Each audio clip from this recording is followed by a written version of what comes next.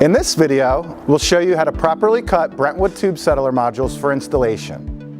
During installation, you may need to cut, trim, or notch a tube settler module to properly fit in the tank or avoid an interference. The module we're using today is an IFR-600, but the cutting process is the same for all module heights.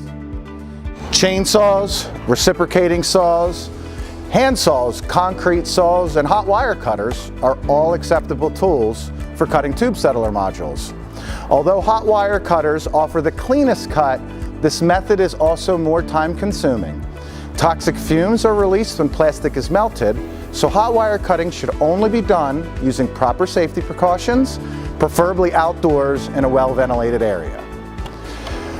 We recommend using either a chainsaw with a 24-inch bar or a reciprocating saw with a C2K blade.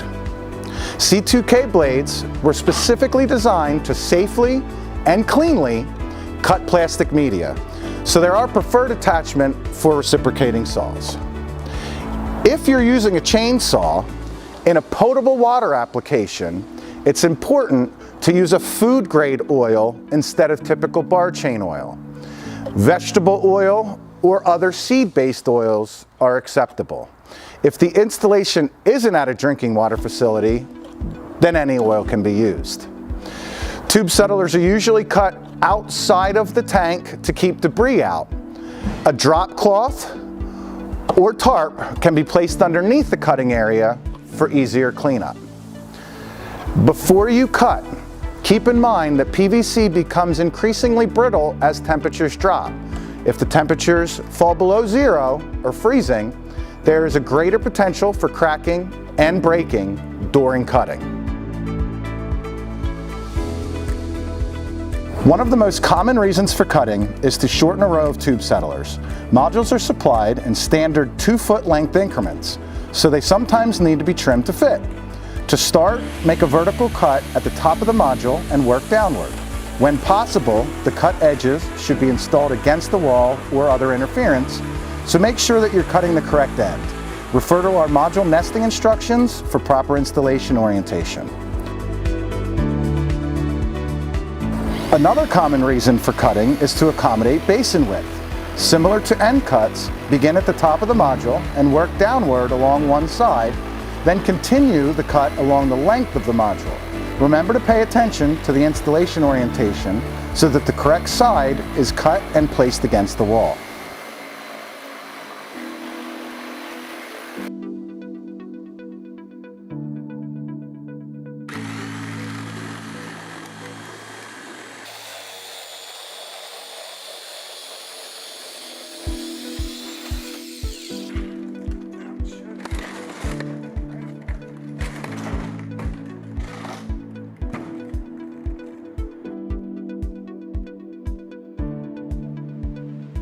In some cases, a notch may be required to accommodate a trough support, valve stem, or other interference.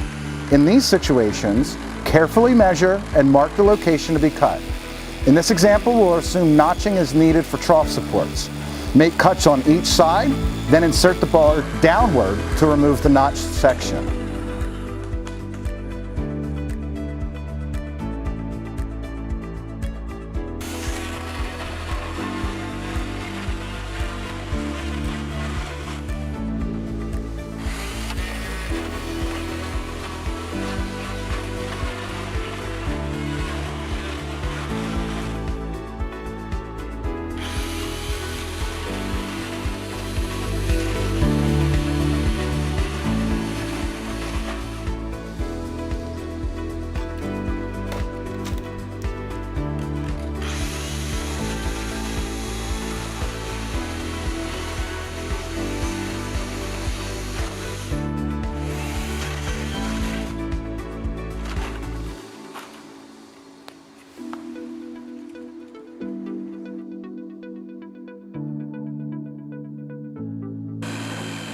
One other example is a cut against an angled baffle wall. This can be done by starting at the top of the module and cutting on the 60-degree angle.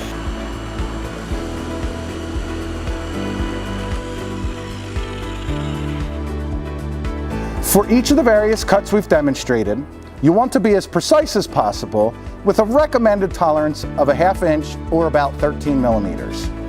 These examples cover most common methods and scenarios encountered during installation. For additional support or questions specific to your project, please contact our team.